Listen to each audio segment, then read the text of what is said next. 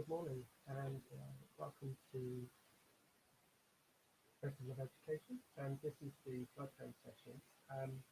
I'm Bob Bennett from Bloodhound Education, and I've been involved in essentially trying to focus young people as well as grown-ups, teachers in the education sector, to consider one thing, and that one question is, what is education for?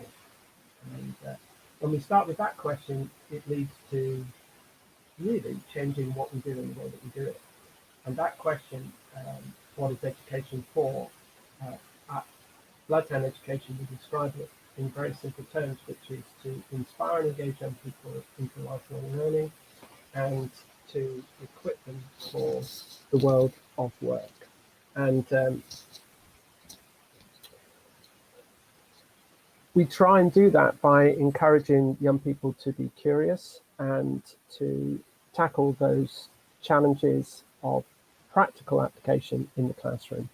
And we do that up until COVID, we were doing that all over the world. So I just want to focus our minds on these really important things, and hopefully some teachers who are not able to be on the call because they're actually teaching children will be able to pick up on this later on.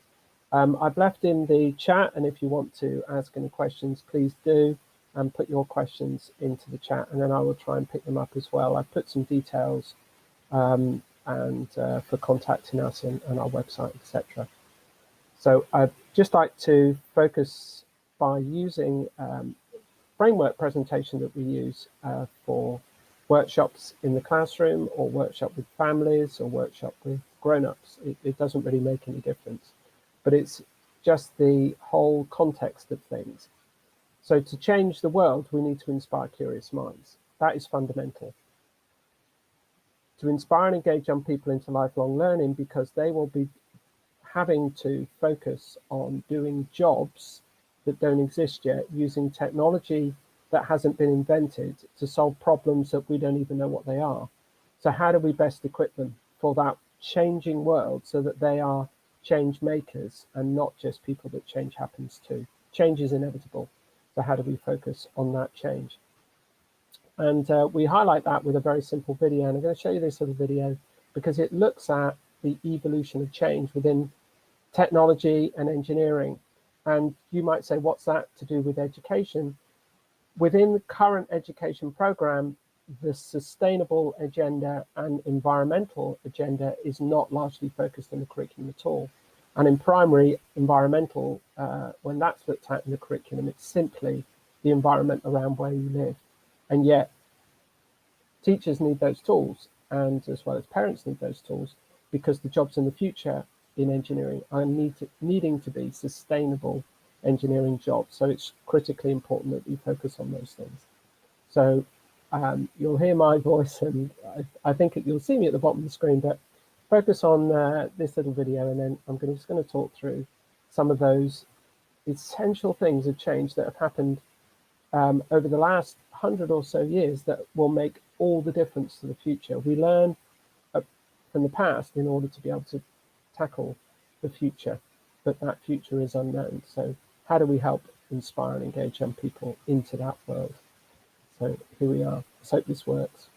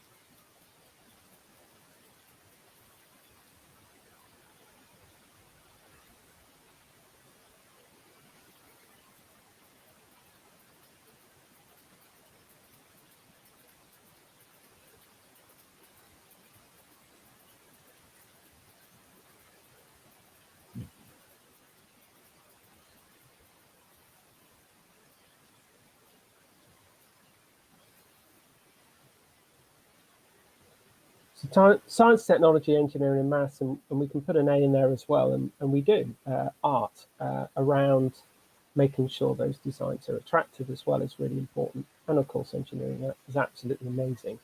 Engineering is the application of stuff that we call subjects. Maths is not a subject, it's a language that helps us to solve problems and explain a problem. And how we use what we understand to be able to solve problems will be critical in the future for your young people. The young people in the world will have to tackle problems that we don't even imagine what they are. And although we have a carbon neutral target by 2050, we still don't have all the technologies in place in order to meet that target. And some of the young people that maybe you have responsibility for will be those people that engineer the solution to that problem. So we talk about these amazing things in family workshops. We do teacher CPDs, we do team building activities and motivational days for grown-ups, and we work in primary, secondary, higher education and university students. You name it, if people stand still, we will engage. So we highlight this. What is it? And all kinds of answers come out, but essentially it is a horseless carriage, a carriage without a horse in 1898. What's that got to do with sustainable engineering in the future? You'll see. So young people come up with all kinds of different answers as to what this is, but essentially this is the world's first recorded land speed car. In 1898, went 39 miles an hour. Count Gaston, French, wealthy person, was able to fund this project, and I managed to get that record. He wasn't very happy with it, so he changed something about the car. We talk about this, changing shape, giving it more power, and he comes up with this, which is a slightly better solution. He puts a bathtub on it, sits on the roof rack because there's no more room in the car. And we talk about propulsion. So cars in the future will have to run on different kind of power than cars that we know today, mainly. But the surprising thing is that this car is running on technology that all of us will have to probably use, certainly short term, in the next 5 to 10 years. That is an electric car. And in that modified electric car, he went 56 miles an hour and made something impossible possible, because in the 1800s, people thought that if you went faster than 50 miles an hour, you would actually get nosebleeds and pass out. But he didn't get a nosebleed and he didn't pass out. So he made something that was impossible possible. And we don't know what's possible tomorrow. And what was impossible yesterday is possible today. Unfortunately, we already say, oh, we can't do this, we can't do this. And building resilience, determination, perseverance, and learning how to fail is a key aspect, again, of what we deliver in our workshops. Then I show them this. This can be ordered now. It's a brand new Ford Mustang Mach-E. It's an electric car because this car and this car are both electric vehicles. Faraday, birth of battery technology, very rudiment batteries then, slightly more sophisticated now, but we've still got a long way to go to improve on that technology. We talk about that, but we also talk about the fact that maybe in the future, vehicles will not be running on electric. They could be running on hydrogen, or maybe someone can come up with a better solution, but we'll see.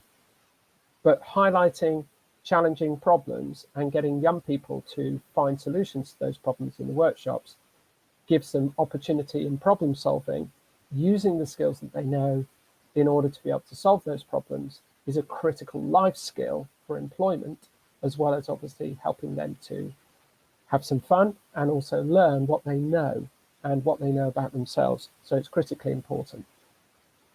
She's going to show you a little video about Bloodhound and then explain why Bloodhound is not what you think it is.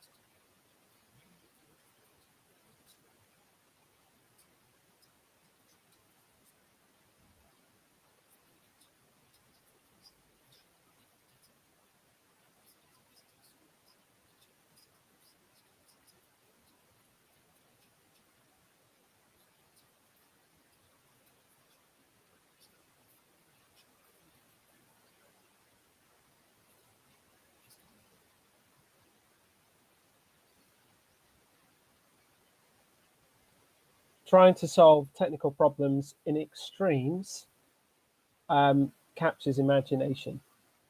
But also as well, people think that's a big gas guzzling car. What on earth has that got to do with sustainable futures and our young people? Well, in actual fact, it has everything to do with it. It's showcasing new technologies, and some of those new technologies will actually make a difference and are already making a difference to aerospace industry and also to conventional vehicles. And we get young people to design different vehicles, different prototype vehicles, and test them with different propulsion mechanisms to get them to understand those really important principles. And also we generally tend to use renewables. So again, we're talking about using recycled materials to make something new and reapply it. So the power in Bloodhound, as you heard in that video from my friend Stefan Marjoram, uses a jet from a Eurofighter Typhoon. Well, a jet from a Eurofighter is extremely powerful. But what you won't understand is that that energy can be produced not just by conventional diesel, but can now also be driven by biodiesel, a brand new technology. And where we are based in Gloucester, at Gloucester Science and Technology Park, one of the leading global players in sustainable biofuels is based there and exports the machines all over the world. And we can share those stories and show young people about these new technologies that are emerging. So if you can reduce emissions from every single aeroplane overnight by 65%, that would have a massively positive impact on the environment. See there a rocket, part of the European Space Programme. The rocket from Bloodhound is a mono rocket, and not to put too fine a point on it, but the emissions from that rocket is zero. It takes hydrogen peroxide, H2O2, and splits it into H2O and O, superheated steam and oxygen, essentially the emissions that are coming out the back of that rocket. So in actual fact, Bloodhound is actually green and is the most environmentally friendly land speed record car of the modern era. Sustainable biofuels will be something that we will need to develop more of in the future. And we introduce young people to these concepts to get them to understand some of the languages, because we are hoping that some of these young people will actually go on to take up those technical jobs, either installing these pieces of equipment or developing these pieces of equipment, or even coming up with new ideas. Critically important for all of our futures, and makes a real context of the science, maths, communication skills, problem solving skills, teamwork, and resilience that all of our young people need to face the future in those new jobs. Here is a picture of Bloodhound using computer-aided design, CAD. This is what's called computational fluid dynamics, and we talk about that because this is a technology within application of maths. This is what maths looks like in a computer and how it is used to solve a problem, and in this case, to make an object as streamlined as possible. That technology is used in Bloodhound. That technology is used in conventional cars and in aeroplanes. So if you can actually make a vehicle a better shape, then it will use less fuel. So one land speed record car doesn't make that much difference, but millions of vehicles over the globe, that makes a huge difference when we make vehicles more efficient, better materials, better shape, improves the performance of the cars, and uses less fuel.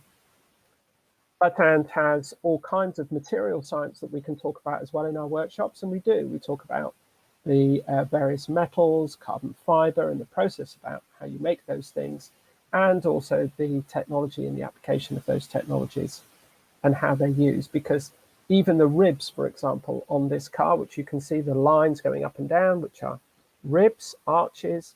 We talk about structures and how bridges are made, because we need civil engineers. There is a massive shortage of engineers, and we need to be able to recruit more of them and get young people excited about those opportunities, because there are in actual fact more engineering vacancies than there are people unemployed currently in the UK. So there is a huge need, and we want to support teachers in the classroom and also families as well as children to be able to believe that they can do these things. I think it's really important. The ribs in that car have to withstand 20 tons of pressure just from air. how air moves is really important in getting young people to understand Newton's laws in a real life application by making things, designing things, making things, testing things, breaking them, and then developing their ideas and learning from those mistakes, gathering the data, analyzing it, being able to work out what they've done. And you might think that's something at secondary or even at higher education. Nope, this is stuff that we can do at primary. It's simply the language you use. It can be engaging for a 3-year-old. You just need to explain it in a better way, and you need to ask a better question. It's as simple as that. And as I said, using that same technology here, that same Mustang car made powered by electricity, 260 miles on a single charge, that car used CFD, the same technology as Bloodhound, to design it. So we get young people, even there's free software that we can show them where they can use virtual wind tunnels, make their shapes, and look at air resistance, make models, run those models either indoors or outdoors, from everything from using air to being able to use pyrotechnics or whatever other mechanism they want to use in order to propel their cars forward and record the information. Another aspect to the project, which is amazing, because it's a real life project, not a made up project, is that we can highlight the fact that we are a global village. COVID has highlighted that for everybody. We have now discovered that we are much smaller than we thought we were as a community in the planet Earth, and we need to be able to communicate and support one another globally. Bloodhound only happens because it has a place to run. And the best place in the world to run the car is actually Hatskeen-Pan, Northern Cape Province, South Africa. Very long way away, other side of the world, south of the equator. So this is a different environment, and we talk about the environment, flora, fauna, communities, talk about geology, geography, and literally the importance of people, the other side of the world, to our project and the impact that they make. We get young people to design sustainable desert camps, get them to actually look at the kind of technologies that we can use and will need to use in the future in their homes, but we can showcase that by getting them to design sustainable camps using renewable technologies, which of course are all around us. So it's really important. And highlight here in this picture, not just the car, but the amazing people that help to clear that environment. So we share these things too. It's a human story. We are all connected, and being able to communicate that to as wider audience as possible so that young people can engage in those different areas and consider that they could do that is massive. Subjects, pieces of paper are one thing. Inspiring and engaging young people into lifelong learning is very different. And getting them to understand the context of their learning is critical so that they can transfer their skills. And we give opportunity with different problems that they need to solve in engineering workshops that we can deliver at schools, any location, anywhere, and also the opportunity that they can come to us at our education centre and being able to do workshops there too. Just going to show a little video so you can see, and this is quite exciting when you're able to do this, to share this real engineering project and problem solving, getting it wrong, and learning how to correct those problems is critical in our life, and getting them to understand the process of engineering, that most of it is you fail and you learn from those experiences in science and in engineering. And sometimes when it all comes together, you get something like this.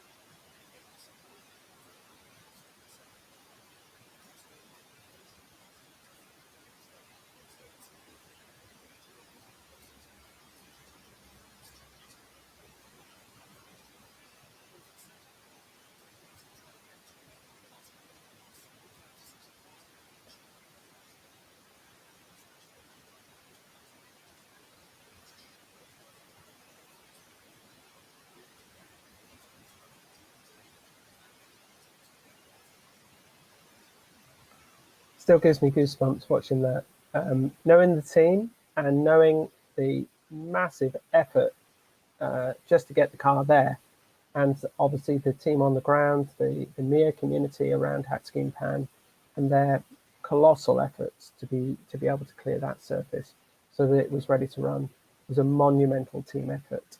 The car is currently at Coventry Transport Museum, and while we wait for further funding, and an opportunity there means that people can go and see it completely free of charge with the current land speed record car Thrust SSC supersonic car, and also Thrust 2. They're all at Coventry Transport Museum, completely free. It's a colossal effort by people, and people using technology, some of which is old tech as well as new tech. And sometimes we have opportunity to share their stories as well. And what they were doing when they were 10 is quite illuminating but to hear some of their stories and to be able to share those. Because this is not a theoretical project, it's real people solving real problems, which makes it a fantastic showcase as an opportunity to share with young people. But designing sustainably, how do you make a desert camp sustainable? How do we make our homes sustainable? Because they're going to have to be. How do we make our businesses and our schools sustainable in the future? All of these are really important, and they're big questions. And it's going to be through multiple things. And we give young people opportunity to see materials and also to see opportunity for taking part in workshops and activities that will explore these, the language of renewability and sustainability, and also an opportunity to have a go. So whether that's making their own wind turbines or solar cells or biomass power packs, and where there is opportunity at the Education Centre, we can actually show them around a full fitted smart home, which incorporates some of these amazing new technologies, which will need to feature in all of our homes in the future. These are workshops that we deliver because we absolutely passionately believe that the young people in front of us are the young people that will be changing the world. We don't know who that young person is, so we have to try and encourage and inspire all of them to raise the bar, to actually say, yes, I can do this. And instead of looking at screens all the time, to have opportunity to do practical engagement. It also, of course, builds confidence. The last 18 months has been terrible for mental health for young people. For example, I was in a school only last week for year 7s. This is June, year 7s, and it was the first time they'd all been together in the same place. And for some of them, it was the first time they'd physically met their teacher. That's really sad. And that group of young people, particularly where they've gone from year 6 to year 7, have been hit hugely by this pandemic. So opportunity for us to be able to engage, come to the Education Centre in Gloucester, or go to you, wherever you are.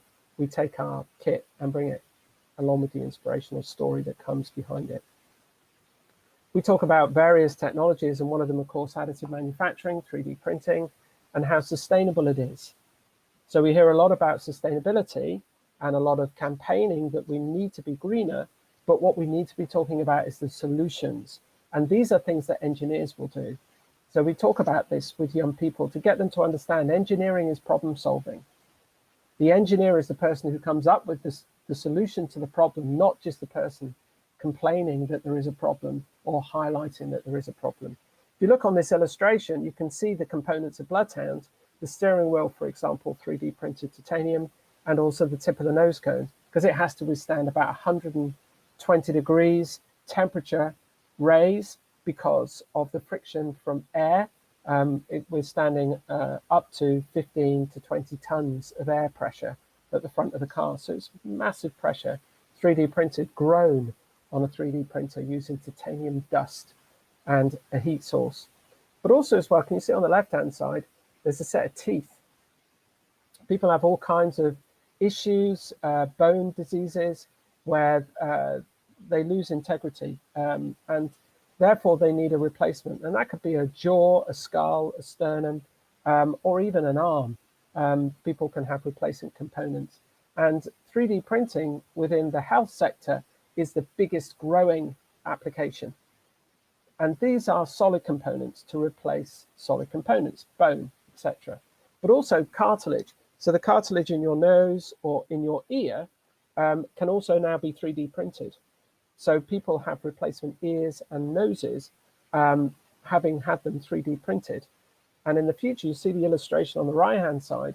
They're currently working on 3D printing applications using proteins with the DNA from the individual. So hopefully no rejection of the part.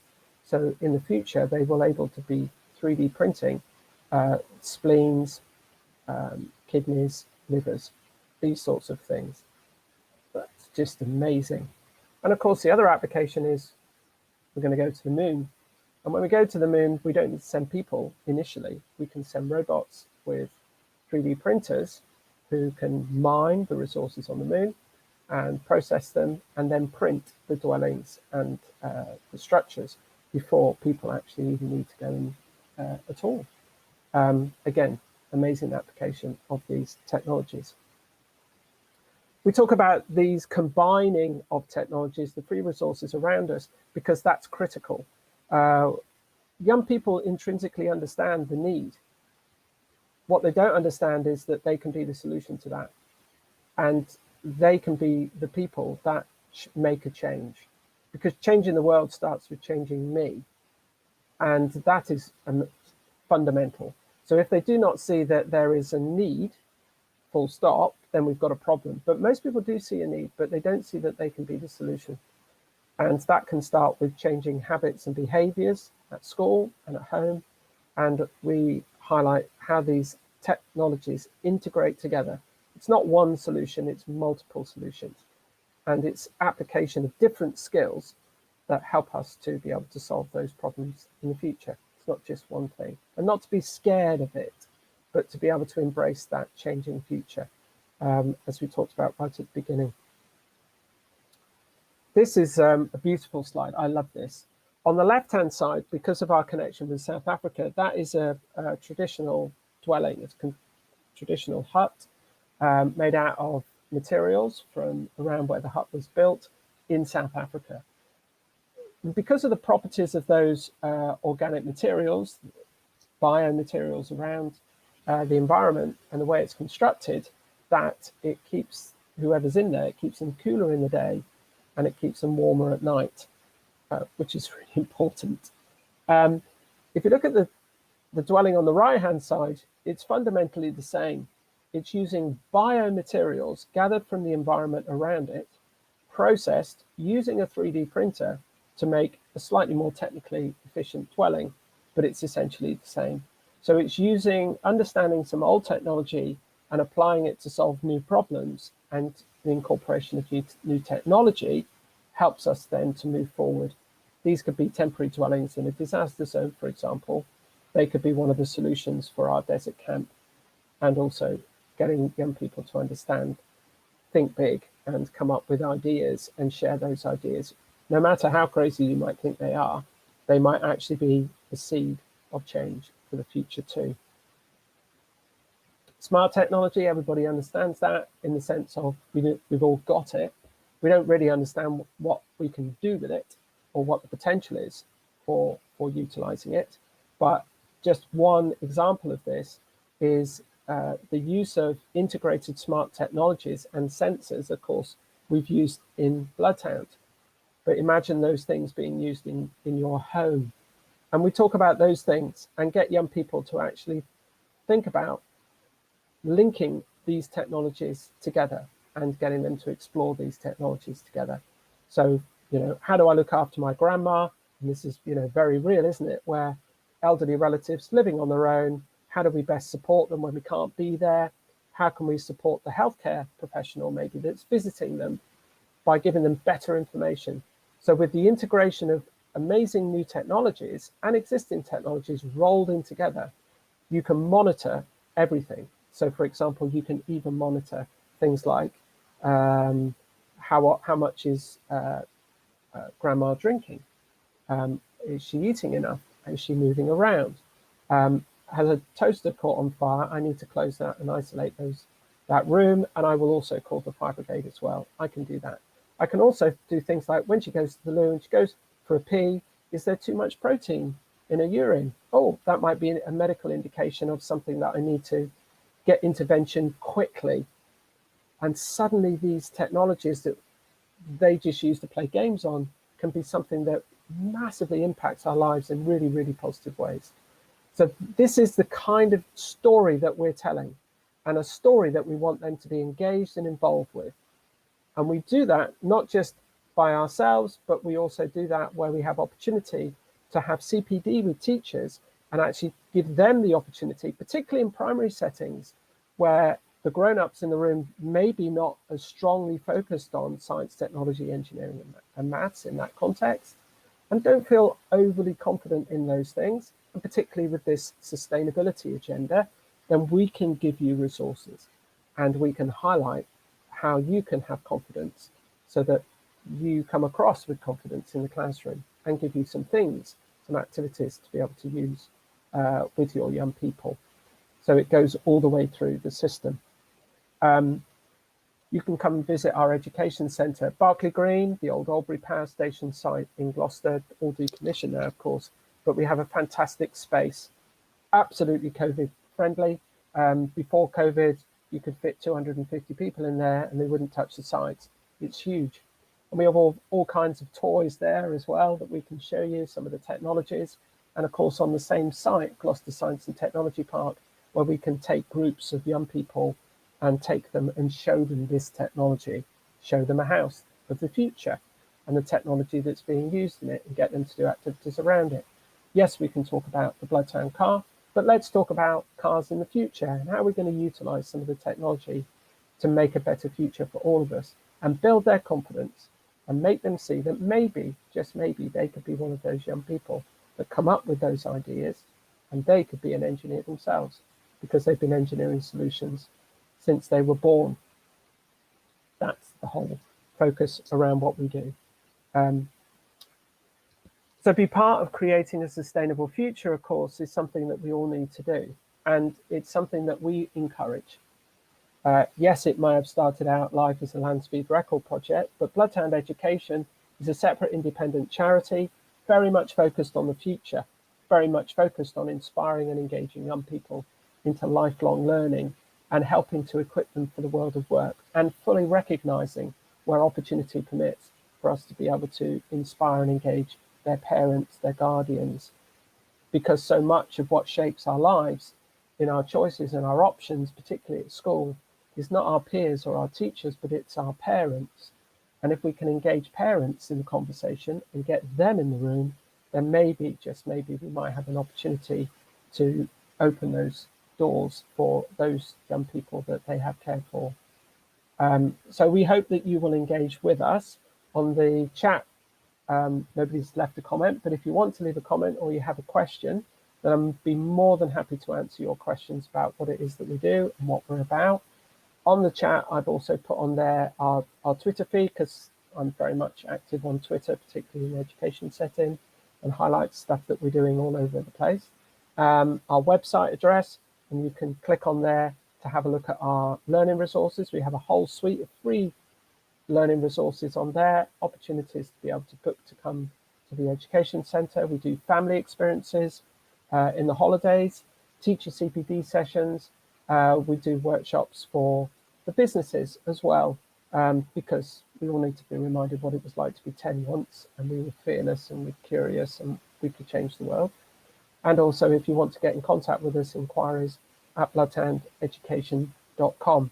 And we'd be thrilled if you do get in contact with us, because that's simply what we're here to do, the opportunity to inspire and engage. It doesn't matter where and when, but the opportunity has to be now. We have to make those choices, all of us do, for that future.